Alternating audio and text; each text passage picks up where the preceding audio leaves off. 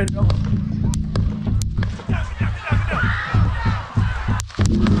In Minneapolis, a police station burns. I was sitting in a sterile office in Langley, the transcript in front of me. And I am tonight announcing my candidacy for President of the United States.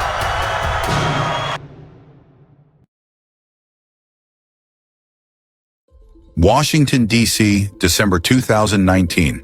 The air in the Capitol crackles like a thunderstorm. Cameras flash like lightning. Voices echo through marble halls. A nation teeters on the brink of chaos. Donald Trump, the 45th President of the United States, is impeached. A year later, January 2021, the conflict flares up again. A second trial, a Capitol under siege.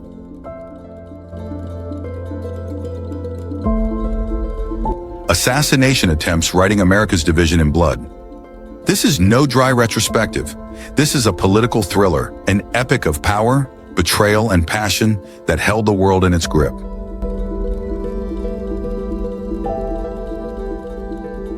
Welcome to a journey through the impeachments and attacks on Trump, a story of intrigue, violence, and consequences that echoes into March 2025. Buckle up. We are diving into the nights that made history, into the voices of those who witnessed it, and into the moments that tore a nation apart. This is the battle for democracy, and it starts now.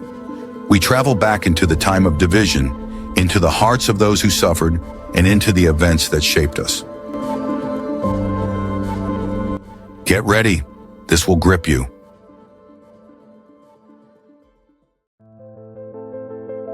In 2016, America stood at a precipice, torn by the 2008 financial crisis that destroyed jobs and dreams.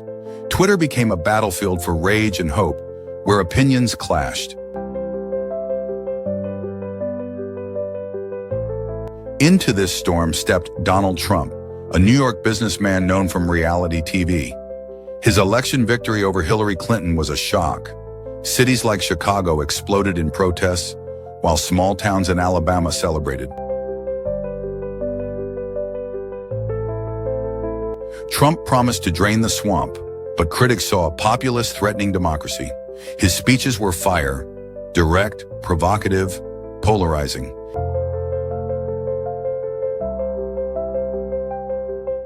He spoke for factory workers and farmers who felt forgotten, yet his words ignited both hatred and devotion. In Los Angeles, demonstrators chanted against him. In Texas, supporters waved red caps.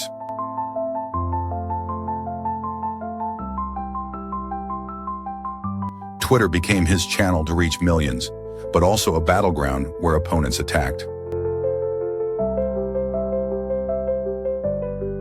The divide between coasts and heartland widened. Families argued over dinner about his intentions. No one knew this split would prepare the stage for scandals that would make history.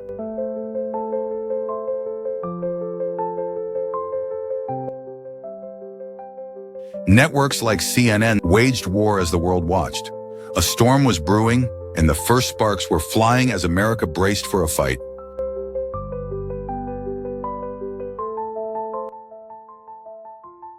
I was in Alabama in 2016 when Trump spoke. The crowd roared, my heart pounded. Finally, someone giving us workers a voice. I had lost my job at the factory, felt forgotten. But my cousin in Chicago called Trump a fraud. We argued, our voices loud, our family as divided as the country. I wanted to explain what it felt like to finally be heard, but he hung up.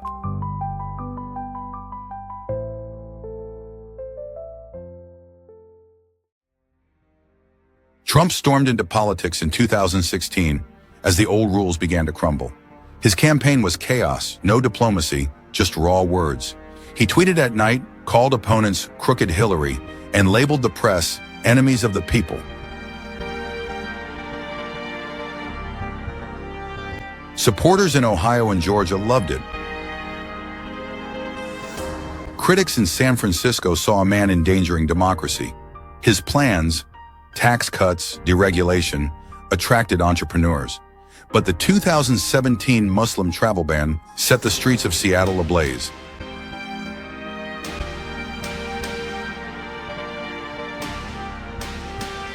Twitter became his megaphone to reach millions, but also a battleground where opponents tore him apart.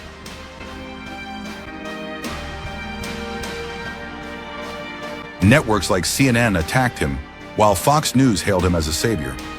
In 2017, his presidency began, and tensions boiled over. Press conferences became stages.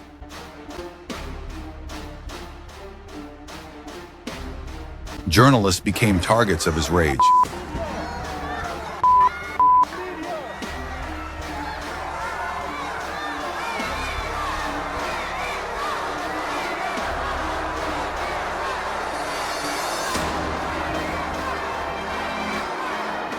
In New York, he was booed. In Tennessee, he was celebrated. Neighbors became enemies. Friendships broke over politics. No one knew how deep the rift would go, but everyone felt this was no ordinary presidency. Twitter carried his messages to the world, but the truth remained elusive. The media fought for control of the narrative as the nation braced for a storm.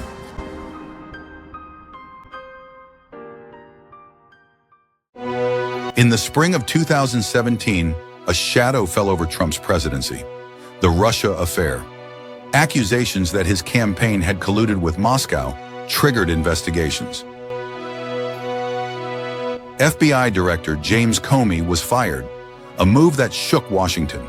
Special counsel Robert Mueller took over, and for 2 years a sword of Damocles hung over the White House. Emails, meetings, contacts were scrutinized. Every discovery a blow against Trump.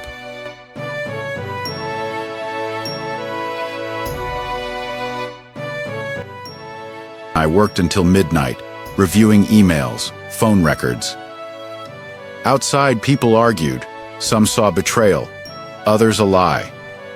I just wanted to find facts, but every discovery felt like stepping into a minefield.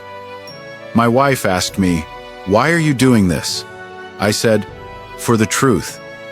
But the division was everywhere, and I wondered whether truth still mattered. Networks like CNN speculated, was he a traitor?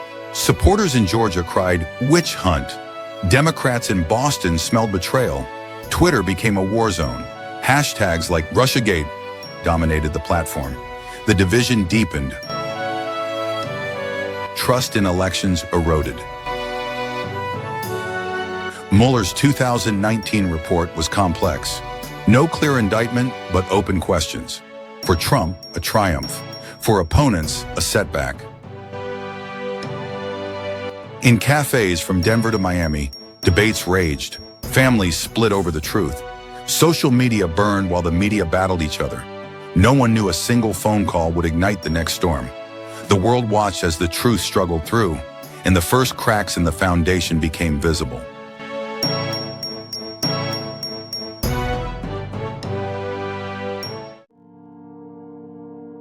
Trump's presidency became a relentless stream of scandals shaking the nation.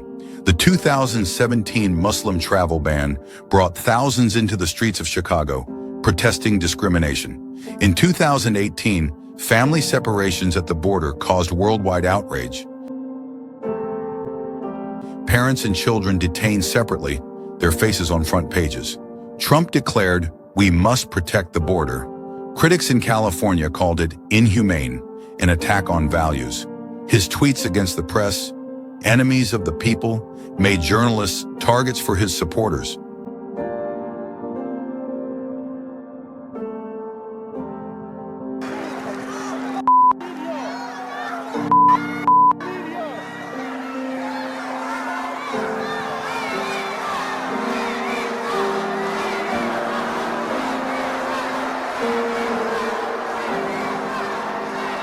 Twitter became a battlefield, with fans in Tennessee celebrating and opponents in Seattle condemning him. In 2018, Democrats won the House, a warning shot at Trump. Nancy Pelosi became Speaker, determined to rein him in. Fox News defended him as a fighter. CNN attacked him as a danger.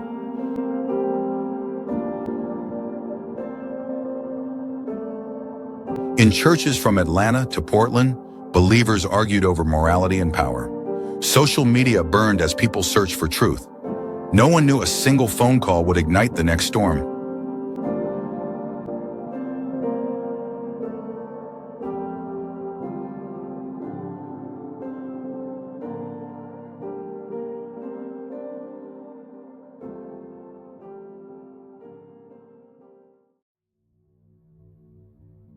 On July 25, 2019, Donald Trump spoke with Ukrainian President Volodymyr Zelensky, a leader fighting Russian aggression. "I need a favor," Trump said. Investigations into Joe Biden, his 2020 rival, and Biden's son Hunter. Military aid of $400 million was withheld. A bargaining chip, critics said. A CIA whistleblower read the transcript and reported, "This is an abuse of power."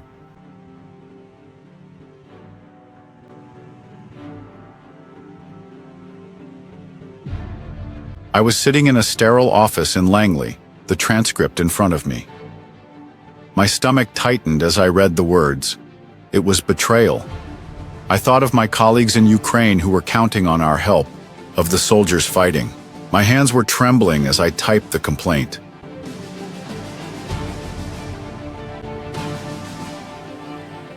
The news hit Washington like a thunderclap. House Speaker Nancy Pelosi launched an investigation. "The president betrayed the Constitution," she declared. Republicans like Lindsey Graham fired back. "This is a political farce." Twitter exploded. Hashtags like "Impeach Trump" and "Trump 2020" dominated. In New York, demonstrators marched for accountability. In Florida, supporters defended their president. Already made up their minds, and that's what I think is terrible. If they were jurors, we wouldn't even be sitting on a jury if you said you already made up your mind. They should do what's best for the country and not the party. CNN presented documents. That was your coup, against you. Well, it started right at the like beginning. when Millie's talking about, we're going to try to. They were trying to do that before you even were sworn in. That's right. Trying to overthrow your election. Well, with Millie, let me see that. I'll show you an example. He said that I wanted to attack Iran. Fox News decried left-wing lies. In factories from Detroit to Austin, lunchtime arguments erupted. Social media became a digital battlefield as people searched for the truth.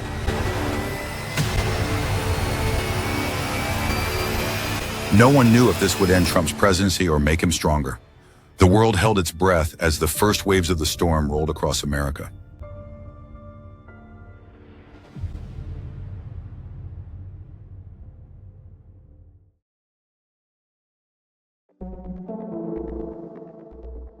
By October 2019, the House of Representatives had turned into an arena of political warfare. Hearings began. Cameras zeroed in on witnesses, diplomats, soldiers, advisors. Democrats under Adam Schiff sought proof of a quid pro quo, military aid in exchange for political favors. Republicans like Devin Nunes called it a partisan circus, a theater without substance. Twitter became a storm of opinions. Hashtags like impeachment inquiry flooded the feeds. The nation was glued to screens. Marie Yovanovitch, former ambassador to Ukraine, spoke of her sudden dismissal. "I was sacrificed for telling the truth." Her words echoed through the halls, sparking both applause and outrage. Ukrainians who preferred to play by the old corrupt rules sought to remove me. What continues to amaze me is that they found Americans willing to partner with them, and working together, they apparently succeeded in orchestrating the removal of a U.S. ambassador. In Philadelphia, Democrats cheered. In South Carolina, Trump supporters rallied behind him. To talk to a young man from Iraq. Media like MSNBC amplified the testimonies. Newsmax called it political betrayal. In community centers from Cleveland to Tucson, debates flared up, turning neighbors into adversaries. Social media burned, a digital war zone where the truth was buried under outrage. No one knew if this investigation would lead to Trump's downfall or fortify his base.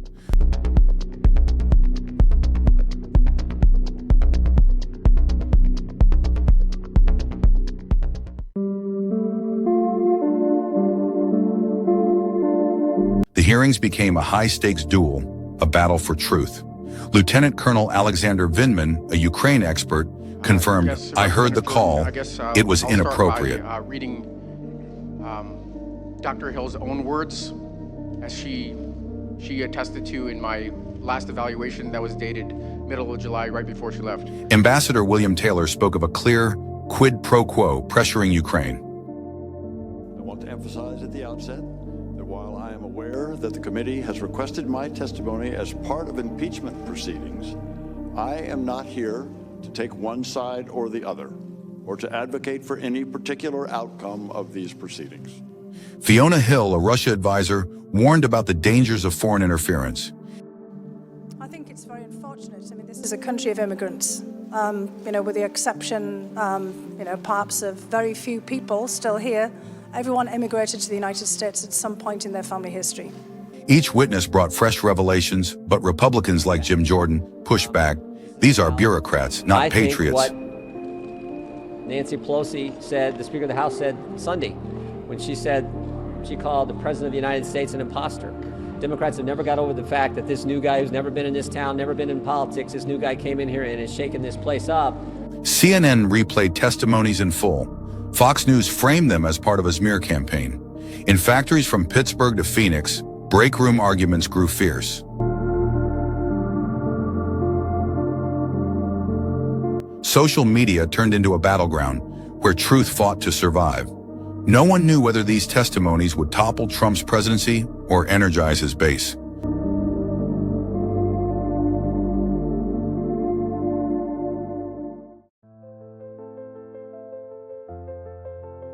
The Ukraine scandal sparked a storm that shook America to its core. I was a soldier in Ukraine. When I heard that Trump was withholding aid, I felt betrayed. We were fighting on the front lines, and politics was playing with our lives. In New York, protesters marched through icy streets, signs demanding Trump's removal. And how people were marching for democracy in Hong Kong in the rain for days. In Florida, under swaying palms, supporters rallied, chanting his name as a symbol of resistance. Twitter became chaos. Hashtags like Impeach Trump and Trump 2020 battled across the digital landscape. Polls showed a nation torn in two. 50% wanted Trump out, 50% defended him. CNN broadcast witness testimonies. Fox News labeled it a campaign of lies by the elite. In diners from Memphis to Minneapolis, heated arguments erupted over coffee and news.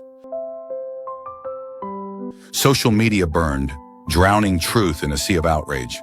In town halls from St. Louis to San Diego, citizens debated trust and betrayal. No one knew whether this scandal would end Trump's presidency or solidify his power.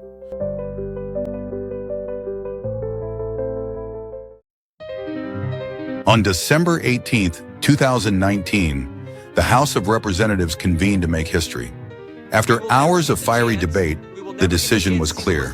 Raise his right hand, swear to tell the truth and nothing but the truth. We'll never get that chance. More importantly, the American people won't get that chance. Trump was impeached for abuse of power and obstruction of Congress.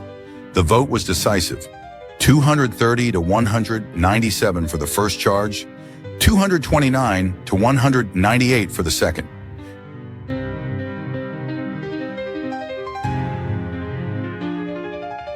I was sitting in the Capitol when I voted for impeachment. The air was heavy, my hands were shaking.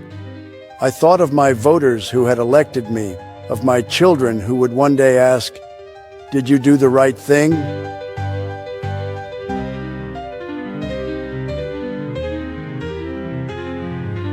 Democrats celebrated, Republicans seethe. Nancy Pelosi signed the articles with a golden pen.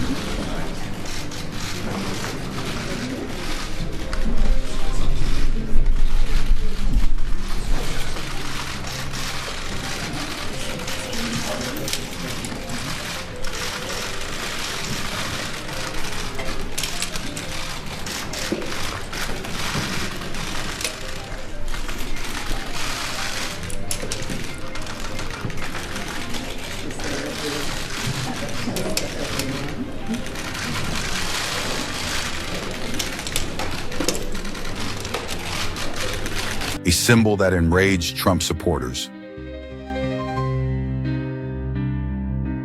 Twitter melted down. Hashtags like impeachment day and witch hunt dominated. In Philadelphia, Democrats cheered. In South Carolina, Trump loyalists vowed revenge. MSNBC hailed it as a victory for the Constitution. Newsmax branded it political vengeance.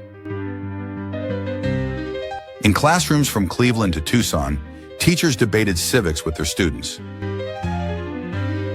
Social media turned into a battlefield where the truth drowned in waves of opinion. No one knew if impeachment would destroy Trump's presidency or galvanize his supporters.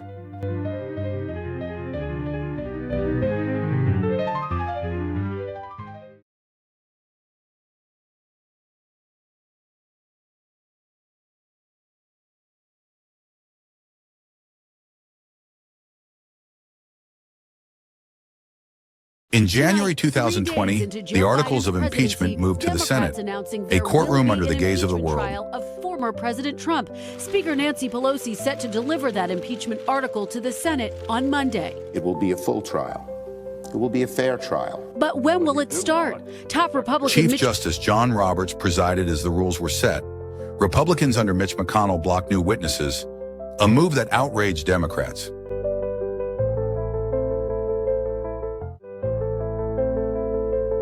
Chuck Schumer cried out, "This is a cover-up." Twitter became a battleground. Hashtags like Senate trial and sham trial, fighting for dominance. Polls showed a nation divided.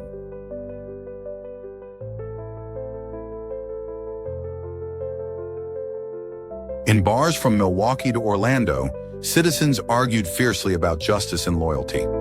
Trump in the White House fired back on Twitter. Hoax. In town halls from Raleigh to Sacramento, communities debated what trust truly meant. Social media burned as truth struggled to stay afloat.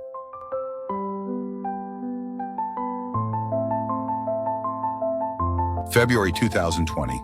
The first Senate trial is over. Trump is acquitted. No cheers, no outcry, only silence.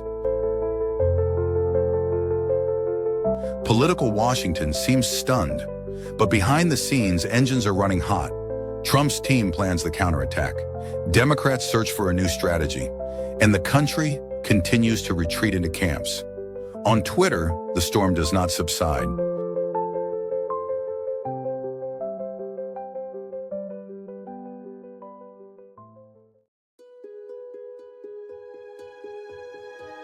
March 2020. COVID-19 reaches America. First a footnote, then reality. Trump downplays it, then criticizes, then falls silent. A mask on, when I think I need it. Tonight, as an example, everybody's had a test, and you've had social distancing and all of the things that you have to. But I wear masks when needed. When needed, I wear masks. Okay, let me ask. I don't wear masks like him. Every time you see him, he's got a mask. He could be speaking 200 feet away from it. He shows up with the biggest mask I've ever seen. Masks become political. Every tweet, every press conference turns into a weapon. Governors act independently. Hospitals collapse. And once again, it hits the weakest. In Detroit, a bus driver dies 5 days after complaining about coughing passengers. This coronavirus is for real. And we out here as public workers doing our job, trying to make an honest living, to take care of our families. The president says, "We are doing a great job." The rift deepens, not just between parties, but between reality and rhetoric. And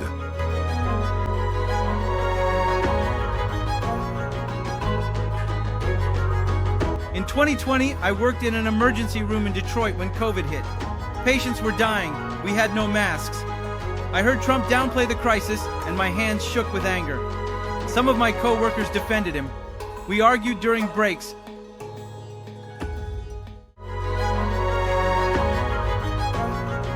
In 2020, while people wear masks, every mask falls on Twitter. Conspiracy theories flood the net. QAnon, 5G, Bill Gates, everything becomes part of a chaotic puzzle. Trump retweets questionable accounts. Facebook deletes posts. YouTube bans videos. But the flood cannot be stopped. Truth becomes optional. Everyone believes what suits them.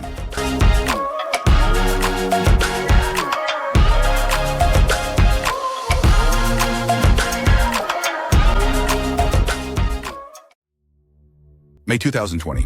George Floyd dies under a police officer's knee.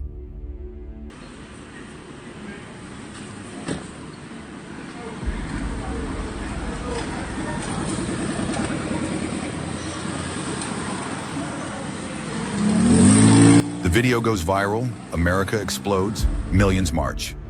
In Minneapolis, a police station burns. In Washington, rubber bullets, tear gas, and a president holding a Bible for a photo op. On Twitter, a war over interpretation rages. Anarchy, some shout. Justice, others demand. Trump calls for the military. The resistance answers with millions of voices.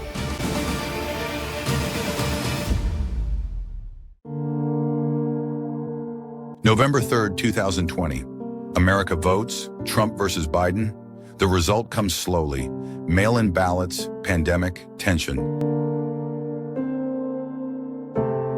Biden wins, but Trump does not concede. Stolen, he writes. Stop the steal trends.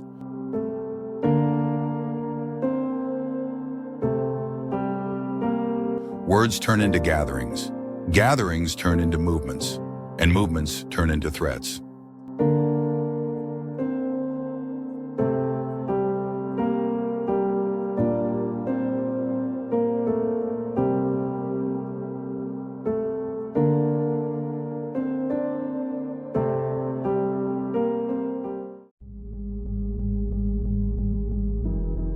December 2020.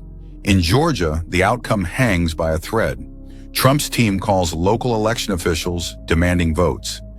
But they dropped a lot of votes in there. The infamous number, I just want to find 11,780 votes.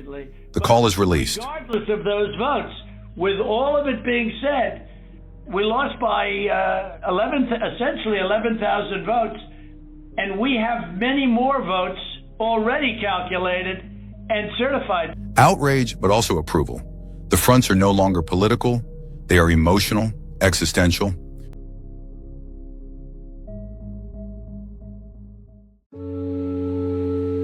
December 2020. The political atmosphere resembles a powder keg. Right-wing influencers, conspiracy theorists, disappointed citizens, all gather, not in party headquarters, but in forums, groups, chat channels, Telegram, YouTube, Twitter, the new front line of political organization. Speeches are shared, memes are turned into truth, and in the middle, Trump calling, "Come to Washington on January 6th. It's going to be wild." One sentence, one threat, one prophecy, and no one stopped it. The infrastructure of protest was long prepared. Buses rented, plans made, uniforms bought. It was not a spontaneous outburst. It was a prepared quake. We're going to walk down anyone you want, but I think right here we're going to walk down to the Capitol and we're going to cheer on our brave senators and congressmen and women. I was in Texas making signs for January 6th. We believed the election had been stolen. My sister warned me, this could get dangerous. I replied. We're fighting for the truth.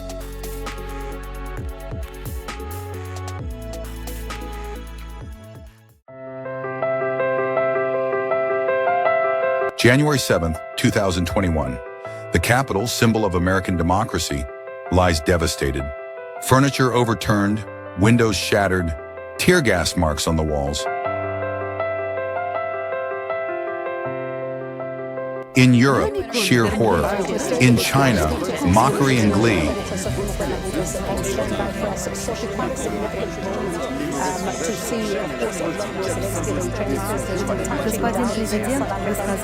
The U.S. flag, once a symbol of freedom worldwide, now seems fragile. But while international broadcasters report on a historic rupture, Americans experience two completely different realities. For some, an attempted coup.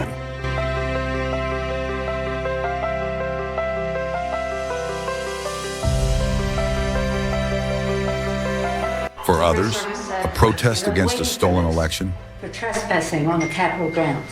I'm going to punch him out and I'm going to go to jail and I'm going to be happy. Secret Service said they have dissuaded him from coming to Capitol Hill. They told him. The media mirror distorts reality. Facebook, Twitter, filled with rumors, emotions, manipulation. And the world watches, but does not intervene.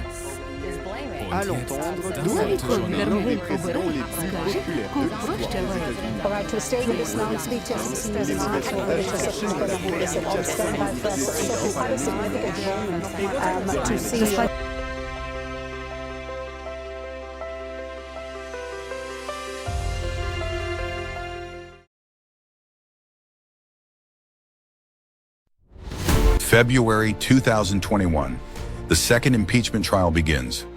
Trump is charged with incitement.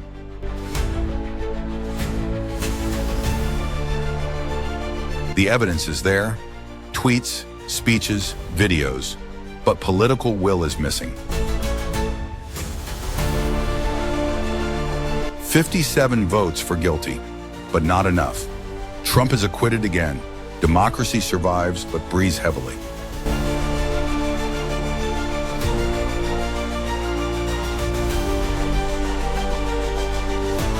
I was sitting in my apartment in Boston when the acquittal came, my hands clenched into fists. I'd seen the violence at the Capitol, yet he walked free. I thought of my children and asked myself, what is left of this country?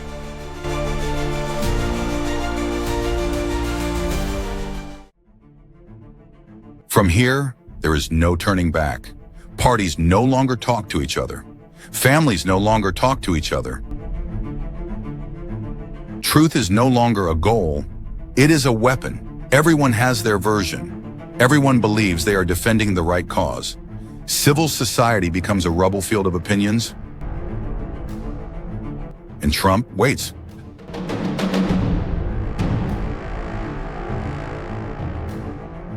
March 2022, Donald Trump returns. On Twitter, on stage, in hearts and minds. The message, I was betrayed and I will return. He begins campaigning again. The base cheers, the opponents tremble, and the country holds its breath. The presidential nominee said Sunday he wouldn't mind if someone tried to, quote, shoot through the fake news in an effort to assassinate him. Just days before, he attacked former Congresswoman Liz Cheney as a, quote, war hawk and suggested she should be sent into the line of fire. We're joined now by...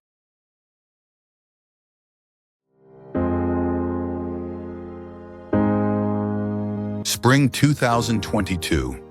Justice begins to pull its strings. Investigations in Georgia, in Manhattan, about taxes, about election interference. But Trump plays for time. His lawyers speak of a witch hunt. On Twitter, his supporters gather, calling for justice, in their own definition. For many, Trump is no longer a politician, but a martyr to their cause.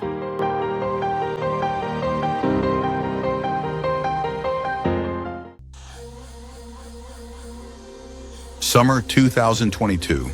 Twitter staggers, torn by disputes and bans. Then Elon Musk strikes. $44 billion and the chains shatter. Just bought Twitter for $44 billion. What this means tonight, how Twitter could now change who's happy, who's concerned, and what about those who've been banned, including former President Trump? Here's ABC's Ariel Reshef tonight. Trump's account awakens. His words thunder through the digital arena, fueling a firestorm that electrifies supporters and enrages opponents. Musk calls it freedom. Critics see a dam break. New platforms rise. Truth Social, Getter, Parler, echo chambers that value loyalty over truth.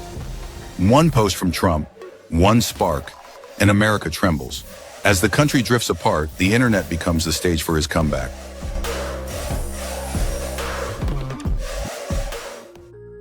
Fall 2022. In Texas, in Ohio, in Iowa, Trump speaks again before tens of thousands of supporters. He promises to save the country from Biden, from the media. Every appearance an event, every statement a spark. His language is harsher, his expression more determined, and his influence grows, even without office. November 2022. The midterms are coming. Republicans hope for a red wave, but it doesn't come. Many Trump-aligned candidates lose. Democrats hold the Senate. A setback? Maybe, but Trump sees it differently. For him, victory doesn't matter. Only the narrative that the system is against him.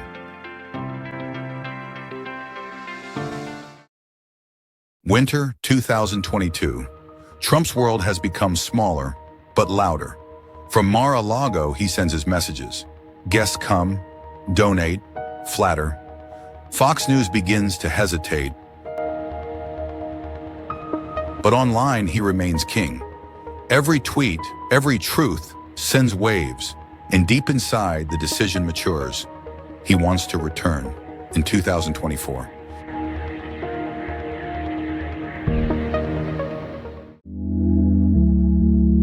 Spring 2023. The Republican Party is torn. Ron DeSantis steps into the spotlight. Others smell an opportunity, but none can displace Trump. His base is loyal and loud. The battle for the nomination begins. Not a political contest, a battle for identity.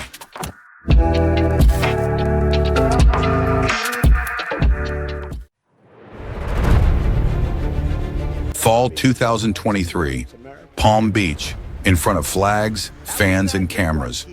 Trump officially announces his candidacy for 2024. The hall shakes. Welcome to the state of Florida. I really love it. In order to make America great and glorious again, I am tonight announcing my candidacy for President of the United States.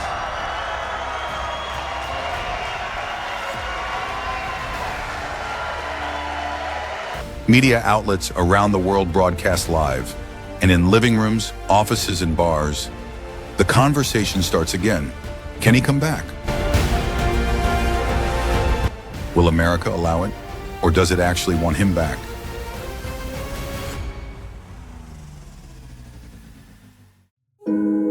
Spring 2024. Trump's numbers rise, the primaries begin. Nikki Haley, Mike Pence, DeSantis, they all lose against him. The base stands strong. Criticism bounces off. And on Twitter, there's celebration, mockery, warnings. No one remains neutral. Summer 2024. The world holds its breath. America stands before a choice, not just political, a choice about what it wants to be, unity or division, democracy or show. The newspapers are full, the streets are empty, because everyone is waiting for what is coming. January 2024. Trump officially announces his candidacy. The spotlight turns back to him, brighter than ever. He speaks of the saving of America, of the betrayal of the elites. His rhetoric, sharper, his appearances, more charged. The crowd chants, USA, USA.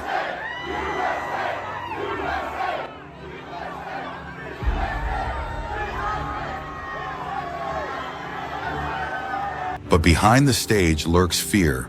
Fear of escalation, fear of violence, fear of what might return.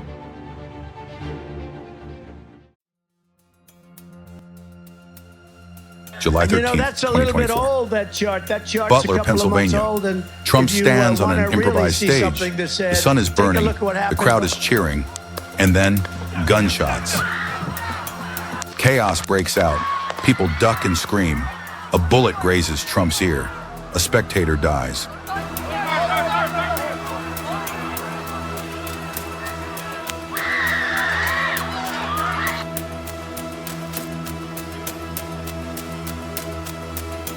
I was in Butler when the shots rang out. Blood, screams, chaos. I thought of my children and asked, why all this hate? I wasn't a Trump supporter, but no one deserves that. Later, I saw posts full of rage. All I wanted was peace.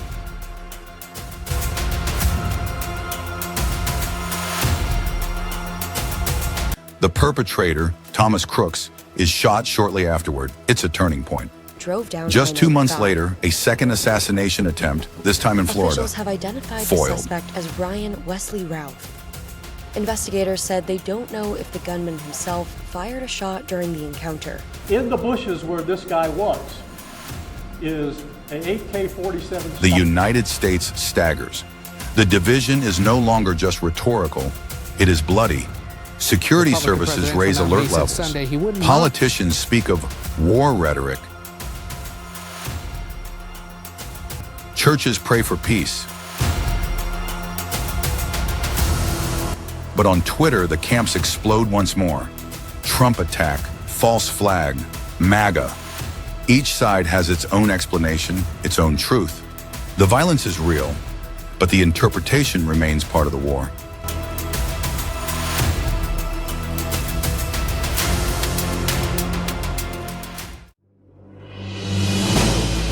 Early summer 2024.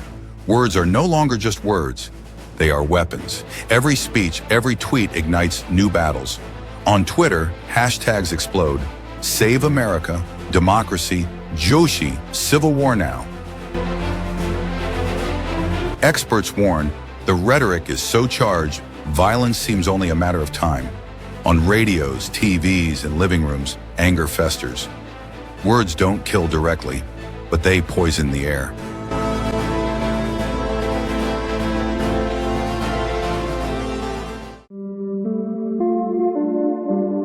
In 2025. The war in Ukraine continues to burn. Russia has recaptured Kursk. The front barely moves. Casualties rise. Cities like Bakhmut and Kharkiv are shattered. America supplies weapons, but political support crumbles.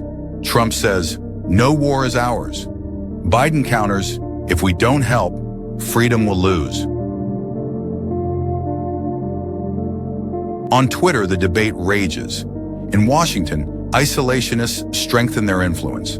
And Ukraine keeps fighting for freedom, for survival, but also against being forgotten.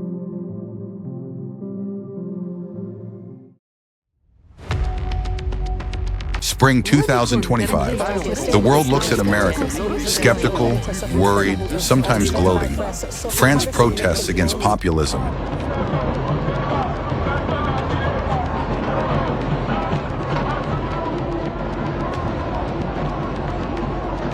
Berlin debates defensive democracy. Tokyo invests in its own defense. And while politicians give speeches, ordinary people feel the tectonic shifts. The USA, once a guarantor of stability, now seem fragile themselves. In international media, analyses, warnings, prayers, the world still believes in America's renewal, but the window is closing.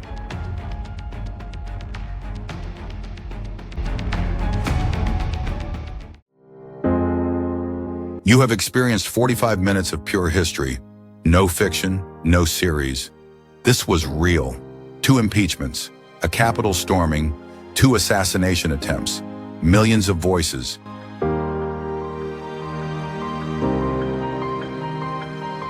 And now yours counts.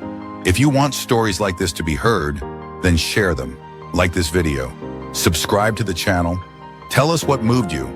Democracy lives through dialogue, not algorithms. Your voice, our future.